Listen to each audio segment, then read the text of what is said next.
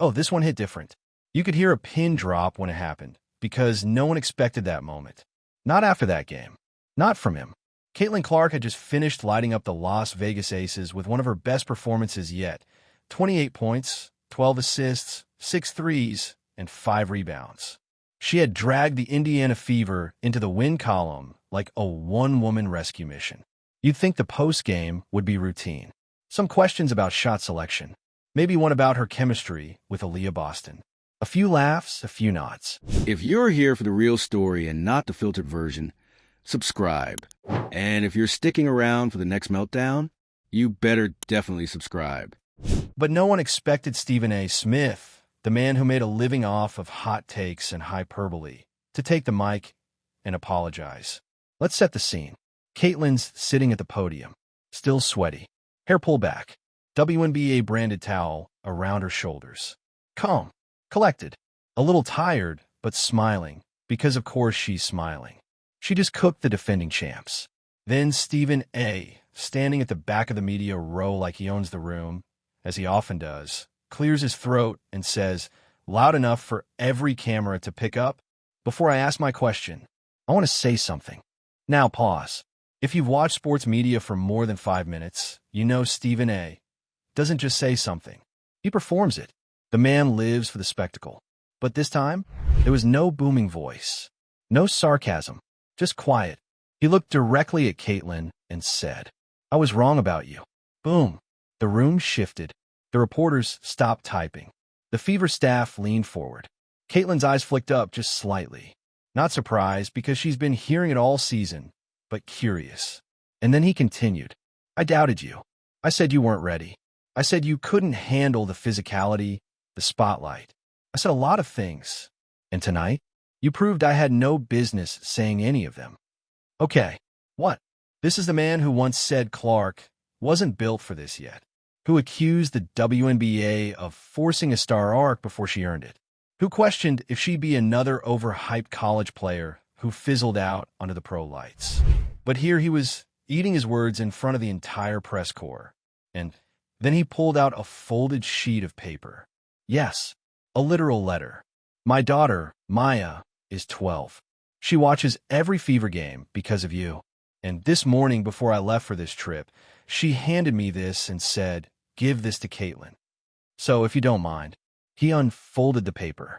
His voice actually cracked, and in a shaky tone that felt more father than firebrand, he read, Dear Caitlin, I think you're amazing. I like the way you pass and shoot, and how you never give up even when the refs are mean. I also think my dad is wrong about a lot of things, and you prove that. Thank you for being awesome. P.S. Don't listen to him too much. He talks a lot. The whole room lost it. Laughter. Soft gasps. Cameras clicking. Caitlin covered her mouth, leaned back, and yep, she was speechless. Actual, stunned silence. For someone who usually answers every question like she's got a media coach living in her head, that pause said everything. Finally, she took a deep breath, smiled, and leaned into the mic. That might be the sweetest thing I've heard all season. Then she looked directly at Stephen A.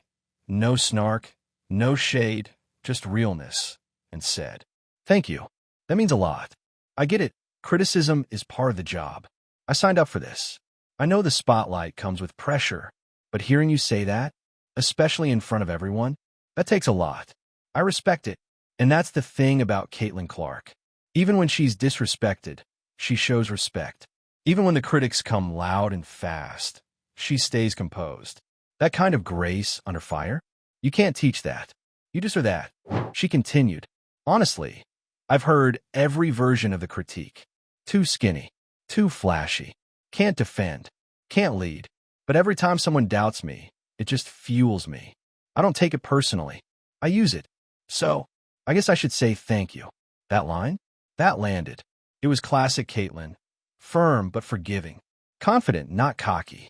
And more than anything, focused. Because she knows what people say. She sees the tweets. She hears the talk. And still, she shows up.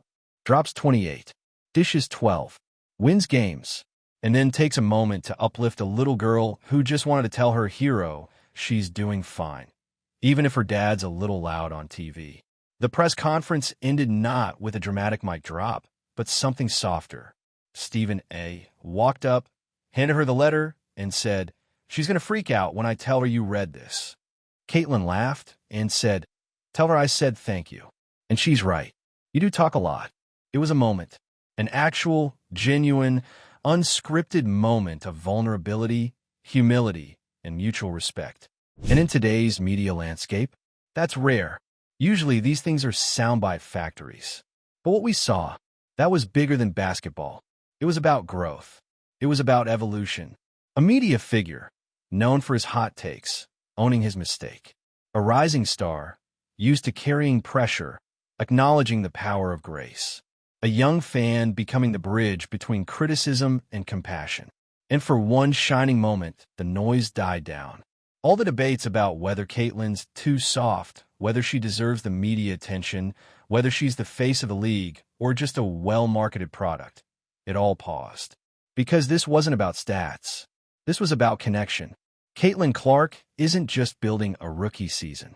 She's building a legacy, not by chasing it, but by showing us who she is every single night. And this was one of those nights we'll be talking about for a long time. Because she didn't just silence the critics with her game. She did it with grace. And that's what makes her unstoppable. The second Caitlin Clark looked up from that podium and made eye contact with Stephen A., something happened, not just between two people, but across a league. Across a generation of athletes, media members, and fans who've watched women's sports get talked over, downplayed, disrespected, and outright ignored for decades.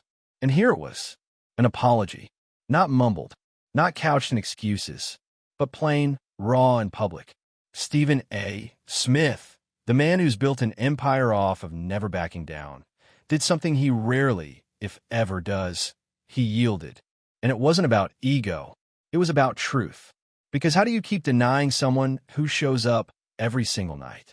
Who, despite the double teams, the fouls that never get called, the body checks she absorbs like armor, and the relentless scrutiny, still manages to dominate? You don't. At some point, even the loudest doubters have to sit down and admit, okay, she's the real deal. And Stephen A. did exactly that. On camera, in front of the entire room. But what made it land even harder? He wasn't the first person to apologize to Caitlin Clark this season. He was just the most public, the most symbolic. Because Caitlin hasn't just been playing basketball. She's been educating people. In real time. Teaching the media how to cover women's sports with respect. Teaching opponents how to elevate their game instead of just playing hack-a-Clark. Teaching teammates how to rise to a level the Fever haven't touched in years. All while fielding questions that no rookie should have to answer. Do you think you're overhyped? How does it feel being the face of a league? Do you think you're stealing the spotlight from veterans? Imagine being 22 years old, walking into a league that's been starving for visibility and immediately being blamed for being too visible. And yet, Caitlin never snapped, never blamed, never deflected. She just kept saying the same thing. I'm just here to hoop. The rest will figure itself out.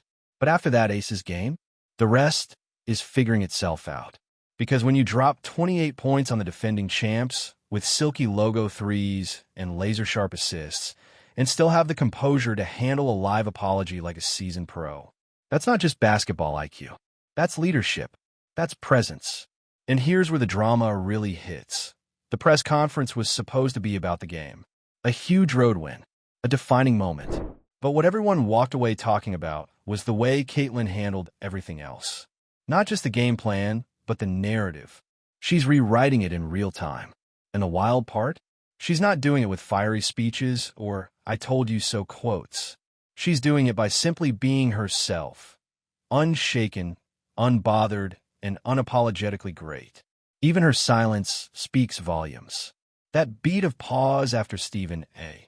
finished reading Maya's letter, that was theater, but it was real, because you could see the weight of it on her face. She's not numb to the noise. She hears it all. The criticism, the doubt, the passive-aggressive commentary from rival players. The "she's just a shooter" takes. She hears it. She feels it. But she doesn't carry it like a burden. She carries it like fuel.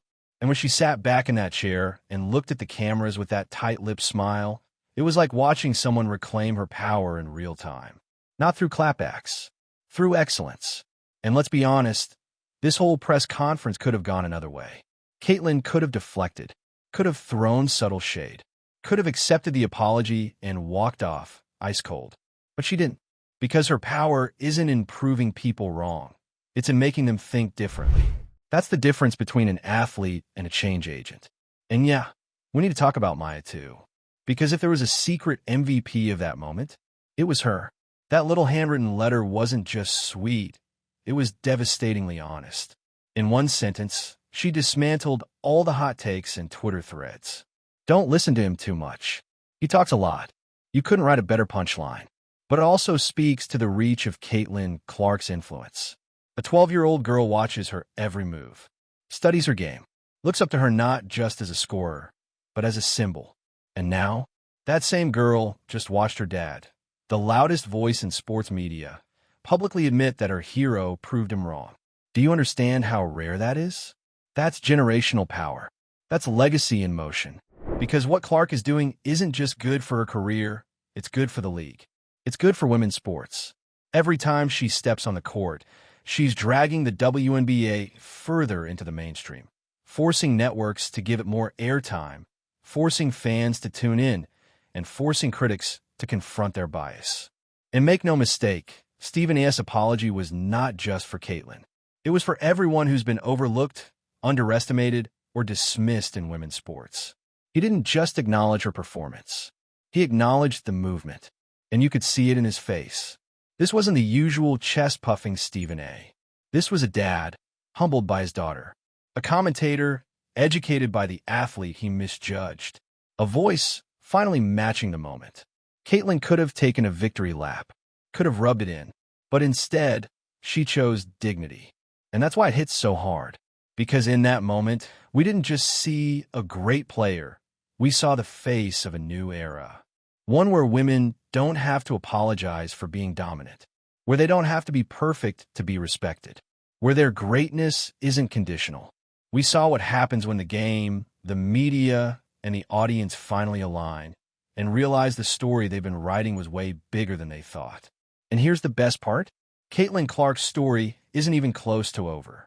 This is year one, chapter one, and she's already rewriting the script, not just for herself, but for every player coming up behind her. And if a moment like that can leave someone like Stephen A. Smith speechless, just imagine what she'll do next. It was a reckoning. You could feel the tension, the weight in that room. The kind of stillness that only happens when something real, something undeniably raw, cuts through the noise. That wasn't just about basketball anymore. That was a collision of expectation, legacy, ego, and truth. Because make no mistake, for Stephen A. Smith to sit in front of Caitlin Clark and own his words, words that have been broadcasted to millions, dissected on social media, echoed by fans and haters alike, that took more than a microphone. It took humility. And if there's one thing this league, and the world of women's sports in general, rarely gets from the loudest voices in media, it's that. For months, the debate around Caitlin Clark hasn't been, is she talented? That much was obvious from day one. The real noise came from the commentary around what her talent meant. Was she being propped up? Was she overexposed? Did she deserve the attention? Should she be grateful for the criticism? And here was Stephen A. Dot, a man who built a career off never backing down, admitting that he got it wrong. Why? Because he saw it. He saw the growth. He saw the consistency. He saw the fire, the leadership, the humility, the way Caitlin never once fed into the chaos. No subtweets, no ego trips, no clapping back impressors. She just played. She played through the double teams, through the slaps to the arm, through the snubs and the glares and the eye rolls. She played while carrying an entire franchise's hopes on her shoulders. She played while being made the face of a league that wasn't always ready to support her with the same energy it used to promote her. And still, she delivered, night after night. So when Stephen A. came forward with that folded letter in his hand, shaking slightly, it wasn't just him apologizing to a player. It was him reckoning with the weight of his platform.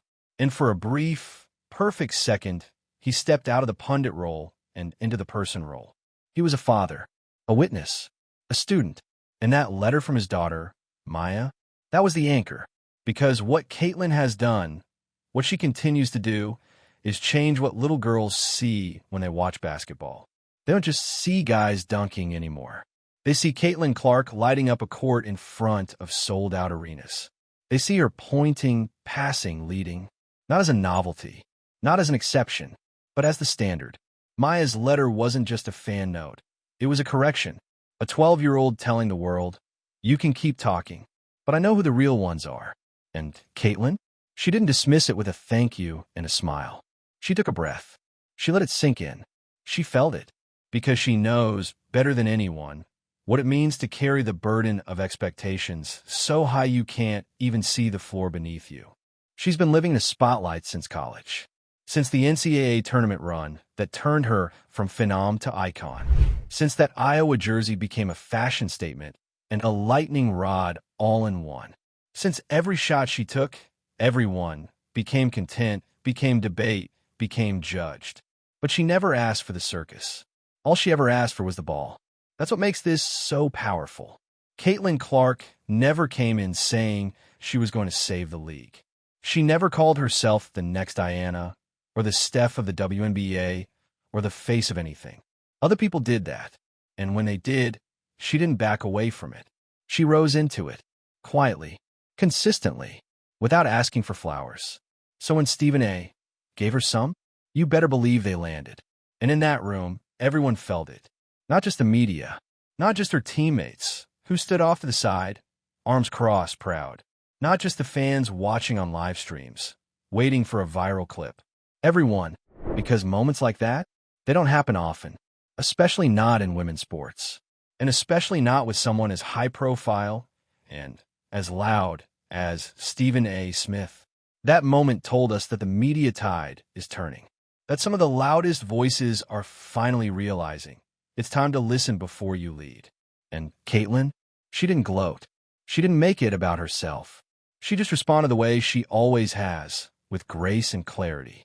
She reminded the room, and everyone watching, that criticism is part of the job. That greatness doesn't come without backlash. That she hears it all and chooses to elevate anyway. And that's what sets her apart. Because you can't fake that kind of poise. You can't manufacture maturity like that. It comes from taking the hits, emotionally, mentally, physically, and still showing up to work. Still dishing 12 assists. Still running the floor.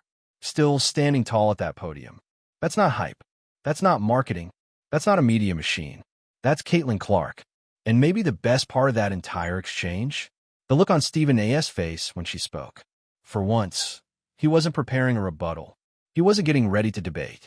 He was just quiet, listening, taking it in, maybe for the first time, realizing that sometimes the smartest thing you can do is step back and let the moment speak for itself. And it did. Because in the WNBA's rise, through all the chatter, the bias, the slow-building respect, it's moments like these that stick. Moments that tell a story no stat sheet ever could. A young woman who was doubted, diminished, called overhyped, delivered again. A father, humbled by his daughter, admitted he was wrong. And together, they gave us a glimpse of what sport should be. Real, emotional, transformative. So no, Caitlin Clark didn't say much that night. But she didn't have to. The scoreboard said it. The stat sheet said it. The apology said it. And most importantly, the silence said it best.